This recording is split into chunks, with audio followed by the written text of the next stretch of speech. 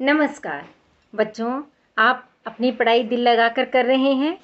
और बच्चों, मैं आपसे हमेशा कहती हूँ कि आप जब वीडियो देखते हैं तो उसके बाद कमेंट बॉक्स में लिखकर अवश्य बताइए कि आपको कैसा लगा। यदि पसंद आए तो उसे लाइक कीजिए, शेयर कीजिए, और यदि आपकी कोई समस्या हो तो उसे भी बताइए। मेरे पास एक बच्चे का कमेंट आया कि मेरे चैनल पर उसे केशवदास पाठ नहीं मिल रहा। बच्चों, केशवदास जी का पाठ मैंने जानबूझकर नहीं कराया था, क्योंकि सीबीएसई के अनुसार पाठ्यक्रम से इसे हटा दिया गया है, तो इसीलिए मैंने इसे नहीं कराया था। मगर जब बच्चों ने बताया कि आरबीएसई में अभी भी इसे रखा गया है, इसे हटाया नहीं गया, और इस पाठ को समझने में उन्हें दिक्कत आ रही है, तो मैंने सोचा कि ये पाठ भी मुझे करा देना चाहिए।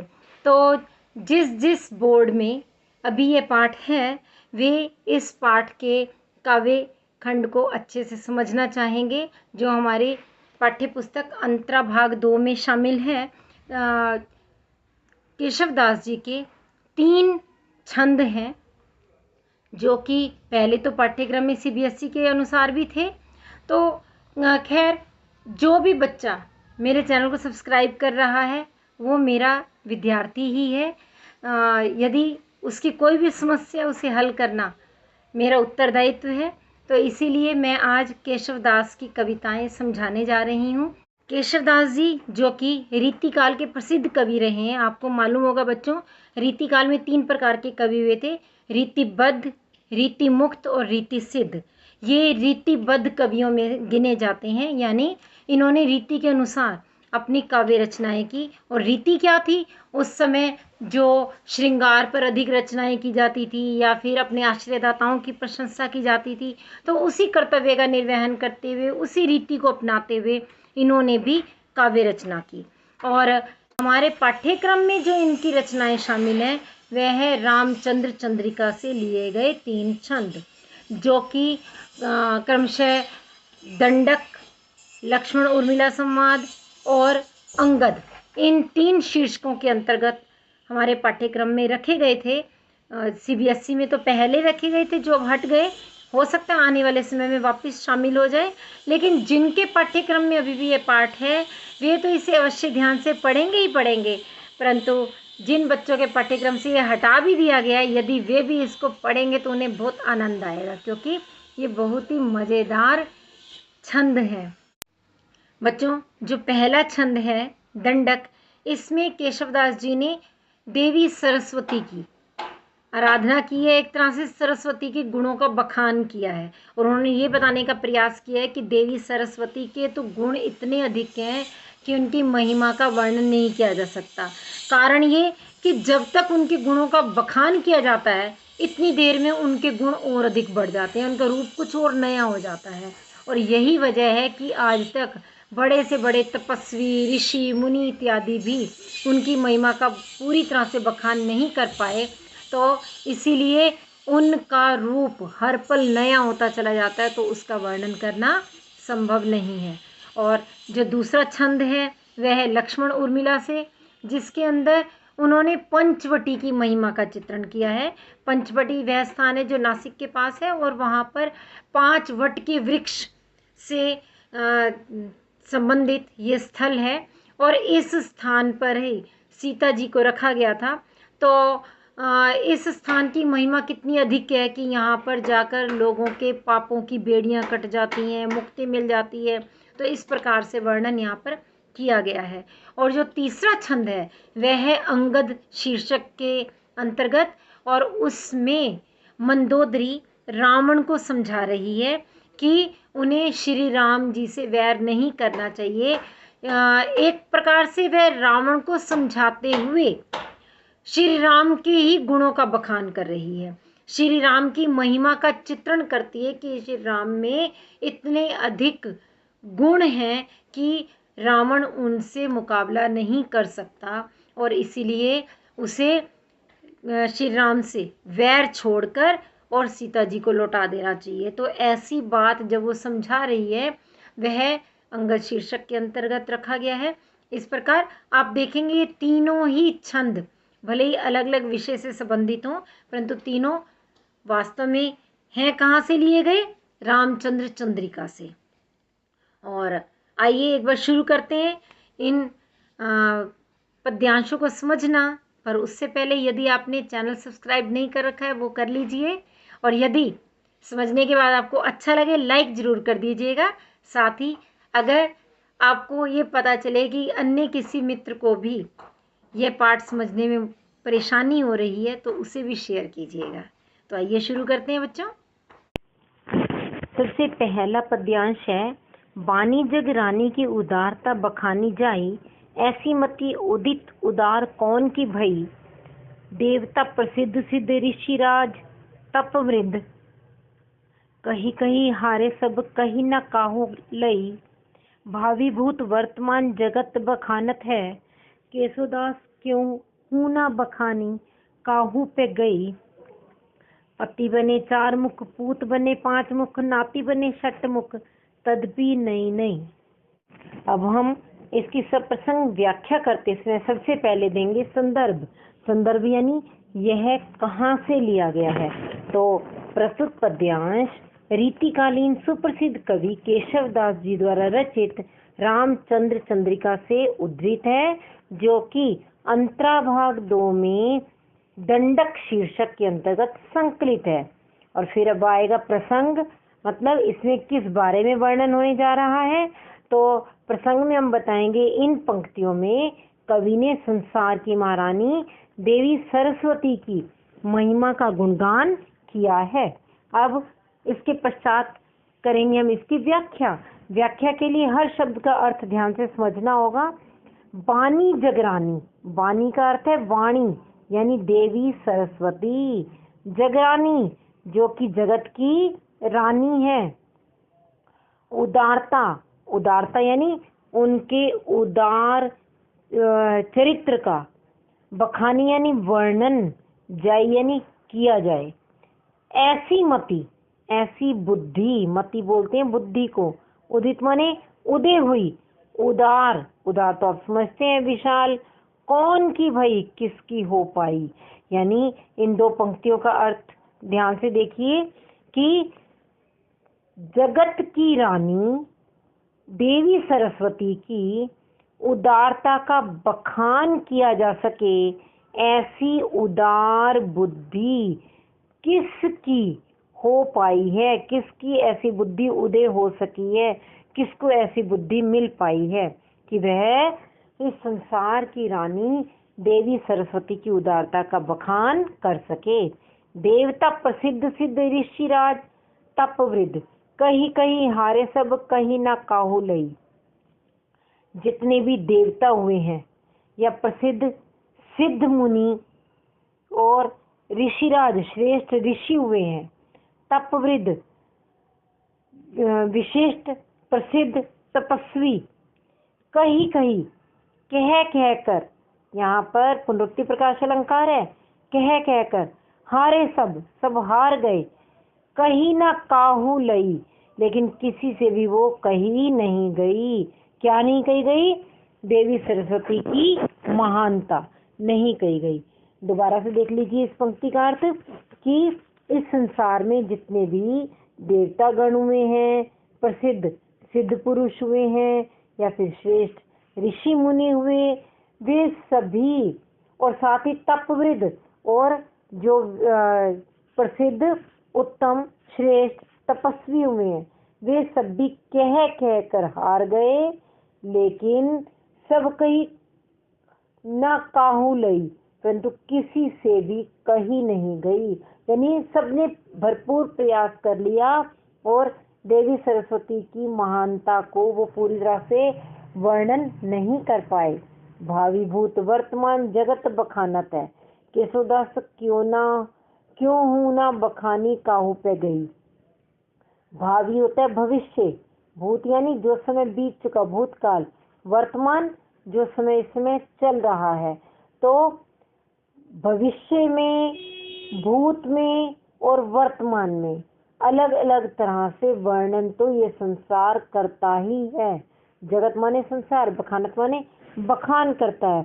यह संसार भविष्य का, भूतकाल का, वर्तमान का हर तरह से बखान करता है, परंतु केशवदास यानी केशवदास कवि कहते हैं क्यों हूं ना बखानी काऊ पे गई।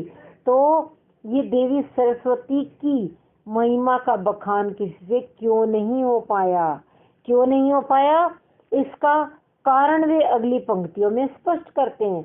वे क्या कहते हैं, पति बने चार मुख, जिनके पति चार मुख वाले यानी ब्रह्मा जी हुए। पूत बने पांच मुख, पांच मुख वाले, पूत मतलब पुत्र, पांच मुख वाले शिव जी जिनके पुत्र बने। नाती बने षटमुख, षटमुख होते छह मुख, छह मुख वाले यानी कार्तिकेय जी जिनके नाती हुए। तदपि नहीं नहीं, तो भी उनकी महिमा का वर्णन नहीं किया जा सकता। कारण क्या है, क्योंकि वह हर पल नई हो जाती है। नई नई का मतलब नवीनता को धारण कर लेती है, वह हर पल और अधिक नूतन रूप में दिखाई देती है, तो इसीलिए उसका वर्णन नहीं किया जा सकता। कहने का अभिप्राय क्या है कि बखान उसका किया जाए जो स्थिर हो, जो अपना एक निश्चित रूप धारण किए हुए, उसका बखान तो कर सकता है। लेकिन यदि जितनी देर में बखान किया जाता है उतनी ही देर में कुछ नवीनता आ जाए तो फिर बखान पूरी तरह से कैसे संभव है। इसी कारण उनकी महिमा का वर्णन कोई भी नहीं कर पाया। एक बार केवल व्याख्या दोबारा से देख लेते हैं। इस जगत की रानी वाणी सरस्वती की उदारता का बखान किया जा सके, ऐसी उदार बुद्धि किसकी हुई, अर्थात किसी की नहीं। देवता, प्रसिद्ध सिद्ध पुरुष और श्रेष्ठ ऋषि और उत्तम तपस्वी सभी कह कह कर हार गए, लेकिन किसी से भी कही नहीं गई, यानी कोई भी उसकी महिमा का वर्णन नहीं कर पाया। भावी भूत वर्तमान जगत बखानत है केशवदास, क्यों हूं ना बखानी काहू पे गई। भविष्य का, भूतकाल का, वर्तमान का इस संसार में बखान होता है, यह संसार उसका वर्णन करता है। लेकिन केशवदास कवि का कहना है जब इतना बखान करने वाला ये संसार है तो भी किसी से देवी सरस्वती की महिमा का बखान क्यों नहीं किया गया। क्यों हूं ना बखानी का उपे गई, किसी से भी वह बखान क्यों नहीं हो पाया। और फिर इसका कारण वे स्पष्ट करते हैं अगली पंक्तियों में कि जिनके पति चार मुख वाले ब्रह्मा जी हुए और पांच मुख वाले शिव जी जिनके पुत्र हुए, छह मुख वाले कार्तिकेय जिनके नाती हुए, तो भी वह हर पल नया नया रूप धारण करती रहती है, नवीनता को धारण करती रहती है, और इसीलिए नित्य नूतन होने के कारण उनकी महिमा का वर्णन पूरी तरह से कोई भी नहीं कर सकता। तो अब हम देखते हैं इसका काव्य सौंदर्य यानी विशेष। विशेष में कौन कौन से मुख्य बिंदु आएंगे। पहला तो है भाषा सरल सहज सुबोध है।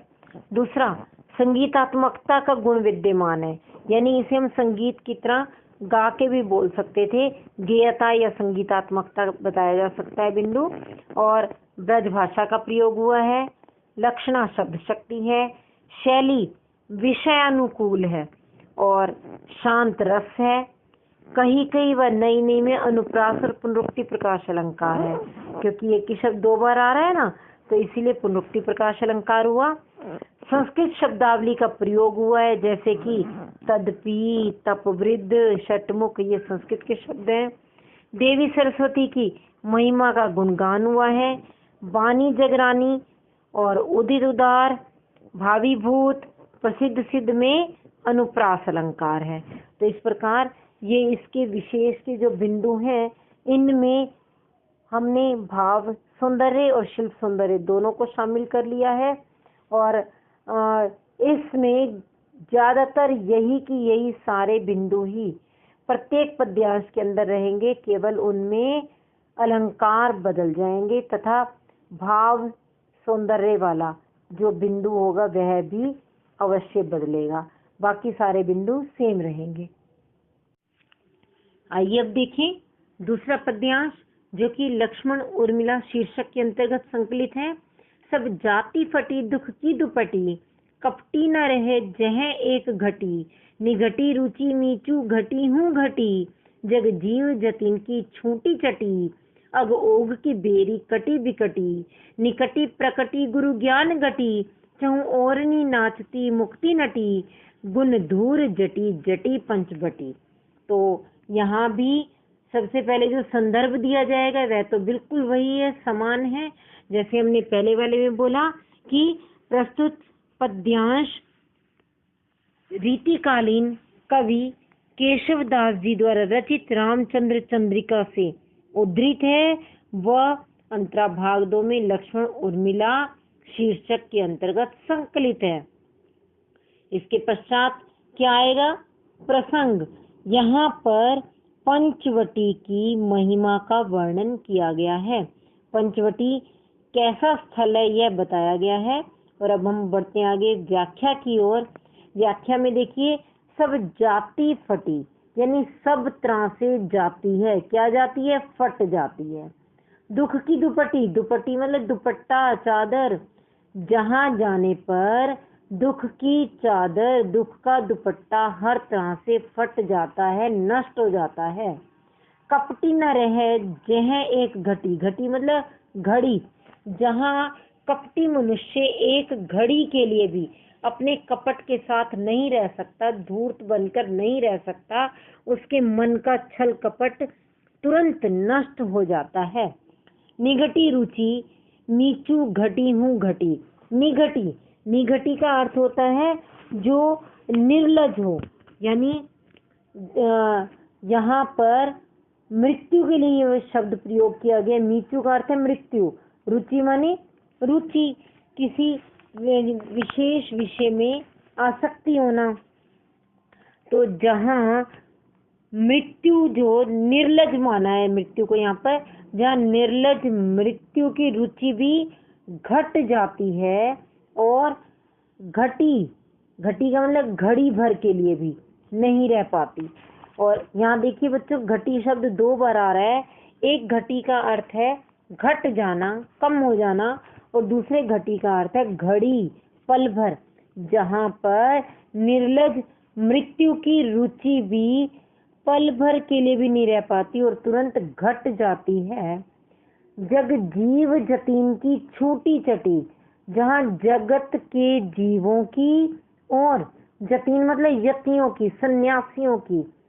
चटी का अर्थ क्या है? यहाँ पर चपलता, चंचलता छूट जाती है।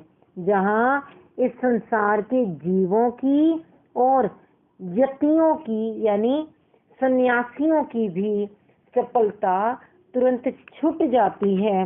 वे सब एकदम शांत हो जाते हैं। उन्हें ऐसा लगता है जैसे उन्हें अपनी मंजिल मिल गई हो। वे मोह माया से मुक्त हो जाते हैं। अग ओग की बेरी कटी बिकटी। अग ओग पापों का समूह, बेरी का मतलब होता है बेड़ियां, कटी माने कट जाती हैं, बिकटी माने विकट, बहुत कठिन। जहाँ पापों की कठिन बेड़ियां तक कट जाती हैं। निकटी प्रकटी गुरु ज्ञान घटी, जिसके निकट जाते, ये किसके निकट की बात हो रही है? पंचवटी के निकट जाने की बात हो रही है। जिसके निकट जाते ही गुरु की ज्ञान रूपी गठरी तुरंत प्रकट हो जाती है। गटी का अर्थ है गठरी। चहु ओरनी नाचती मुक्ति नटी, चारों ओर मुक्ति रूपी नटी नाचने लगती है। यहाँ पर मुक्ति को, मोक्ष को नटी का रूप दिया गया है, नर्तकी का रूप दिया गया है। तो यहाँ रूपक अलंकार है गुण धूर जटी जटी पंचवटी। जहाँ पर धूर जटी मतलब शिव जी, ये धूर जटी शिव जी के लिए कहा गया है। शिव जी की जटाओं के गुण प्रकट हो जाते हैं, ऐसी पंचवटी है। यानी जितने गुण शिव जी की जटाओं में विद्यमान है उतने ही गुण यहाँ इस पवित्र स्थान पर मिल जाते हैं और यह पवित्र स्थल मोक्ष का स्थल बन जाता है। एक बार केवल व्याख्या दोबारा से देखेंगे। यहाँ पंचवटी की महिमा का चित्रण करते हुए कवि ने कहा है, पंचवटी ऐसा स्थान है जहाँ पर जाने पर दुख की चादर पूरी तरह से फट जाती है, अर्थात दुख नष्ट हो जाते हैं। कपटी न रहे घटी, जहाँ एक घड़ी भर के लिए भी कोई कपटी व्यक्ति अपने कपट के साथ नहीं रह सकता, वह भी एकदम स्वच्छ पवित्र हृदय का हो जाता है। निगटी रुचि नीचू घटी हूँ घटी, जहाँ घड़ी भर में निर्लज मृत्यु की रुचि भी घट जाती है, यानी जहाँ तक मृत्यु की पहुँच भी नहीं है।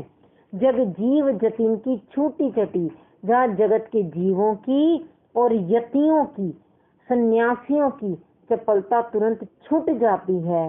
अग ओग की बेरी कटी विकटी, जहाँ पाप के समूह की विकट बेड़ियां कट जाती हैं। निकटी प्रकटी गुरु ज्ञान गटी, जिस पंचवटी के निकट जाते ही गुरु ज्ञान रूपी गठरी प्रकट हो जाती है। चौं ओरनी नाचती मुक्ति नटी, चारों ओर मुक्ति रूपी नटी नाचने लगती है। गुण धूर जटी जटी पंचवटी, धूर जटी यानी शिव जी की जटाओं के समान गुण जहाँ पर प्रकट होने लगते हैं, ऐसी पंचवटी है। तो यहाँ पंचवटी की महिमा ऐसी है कि इधर कोई भी पाप या दुर्विचार, बुरा विचार रह नहीं सकता और यहाँ पर मोक्ष प्राप्त होता है। इसका भी काव्य सुंदरी या विशेष देख लीजिए, बिल्कुल वही के वही बिंदु हैं।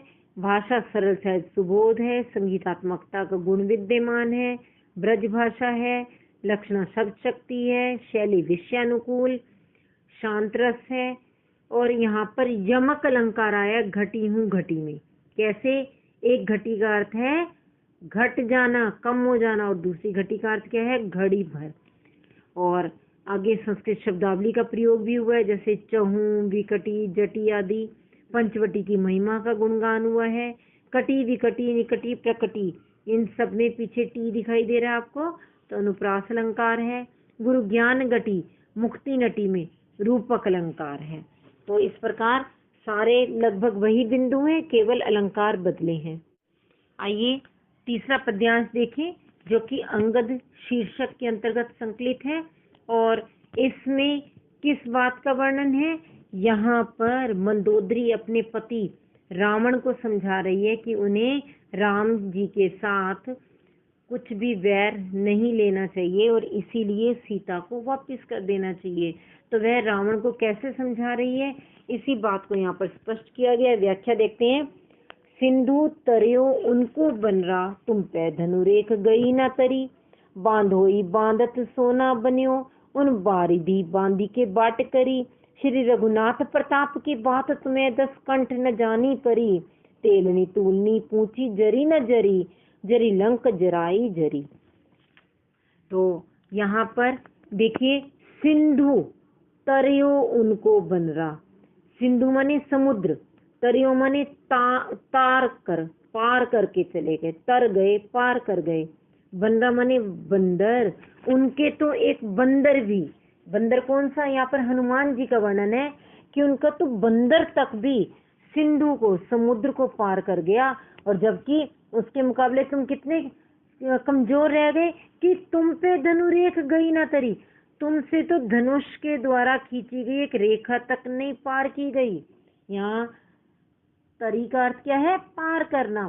कि उनके यानी श्री राम जी के तो बंदर तक ने भी समुद्र को पार कर लिया, और तुमसे लक्ष्मण ने जो धनुष के द्वारा रेखा खींची थी, तुमसे तो वो एक रेखा तक पार नहीं की गई। बांधोई बांधत सोना बन्यो, बांधोई बांधना चाहा तुमने, लेकिन बांधत सोना बन्यो, तुमसे बांधते हुए भी नहीं बना। तुमने उस वानर हनुमान को बांधना चाहा, लेकिन तुमसे उसको बांधते भी नहीं बना। लेकिन वहां उन्होंने क्या किया? श्री राम जी ने उन बारिदी बांधी के बाट करी, उन्होंने तो बारिदी माने समुद्र को बांधी के, बांध करके, बाट करी मतलब रास्ता बना डाला, वहां सड़क बना डाली, पुल बना डाला, रास्ता बना डाला। तो तुमसे तो बांधना चाह करके भी एक बंदर तक को नहीं बांधा गया, और उन्होंने समुद्र को बांध करके रास्ता बना दिया। श्री रघुनाथ प्रताप की बात तुम्हें 10 कंठ न जानी परी, 10 कंठ मतलब रावण, जिसके 10 कंठ हों, 10 सिर वाला, 10 गले वाला कौन था? रावण। कि हे रावण, तुम्हें श्री रघुनाथ के प्रताप की बात समझ में नहीं आ रही, ना जानी परी, यानी तुम नहीं जान पा रहे। तुम्हें श्री रघुनाथ के प्रताप की बात समझ में नहीं आ रही।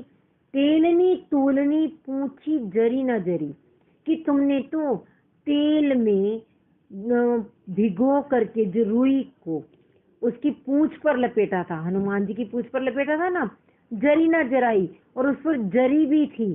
जरी मतलब रेशमी वस्त्र भी थे, और फिर भी दूसरे जरी का अर्थ क्या है? जलाना। तुमसे तब भी वो जलाई नहीं गई। क्या कहा? तुमने रुई और तेल में भिगोकर रेशमी वस्त्र, जरी वाले वस्त्र उसकी पूंछ पर लपेटे और फिर जलाना चाहा, तब भी तुमसे नहीं जलाई गई। यहाँ एक जरी का अर्थ है रेशमी वस्त्र जो कि जरी युक्त है, कढ़ाई युक्त है, और दूसरी जरी का अर्थ क्या है? जलाना। तब भी तुमसे वो जलाई नहीं गई। जबकि जरी लंक जराई जरी, जबकि उस हनुमान ने क्या किया? उसी जलती हुई पूंछ से तुम्हारी पूरी लंका को ही जला दिया। तो इस प्रकार यहाँ दो की तुलना के माध्यम से, रावण और श्री राम की तुलना के माध्यम से श्री राम जी की महिमा का वर्णन किया गया है। अब इसका भी काव्य सौंदर्य देख लेते हैं।